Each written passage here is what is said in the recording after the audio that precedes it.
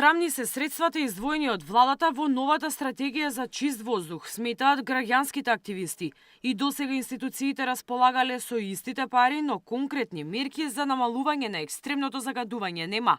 Од тоа два обвинија, нема политичка волја ке властите и заложбите се само декларативни. Инспекцијскиот систем е нефункционален, а институциите си ја префрлаат одговорноста. Дека нема волја, до сега немало волја, нема приоритет за овој проблем.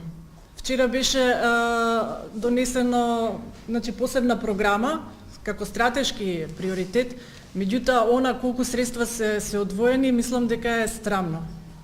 Да се каже нешто стратешко не значи дека е стратешко ако не се третира како такво. Кај нас сите имаат некоја морална одговорност, нема ни кривична, ни правна одговорност, видовме дека поднос на загрозување на животната средина, иако имаме простор во законите, во кривичниот закон, многу малце пријави има за тоа. Од Зелен институт потенцираа дека е важно сите да се научат да користат јавен транспорт, но за тоа властите треба претходно да обезбедат поволни услови.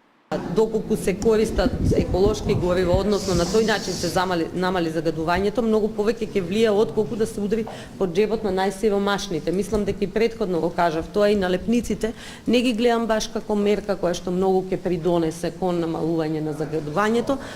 Може би само ќе ги спречи граѓаните кои што се поранливи во нивното движење, односно вршење на секојдневните работи. Според државниот секретар во Министерството за животна средина, властите на хартија ја завршиле својата работа, но проблем биле инспекцијските проверки на капацитетите. Од градскиот инспекторат тврдат дека работат со малку луѓе. Раководителот смета дека со измена на регулативата и новиот закон за комунална полиција ќе се решат проблемите кои досега ги имале околу ингеренциите. Веќе утре планираме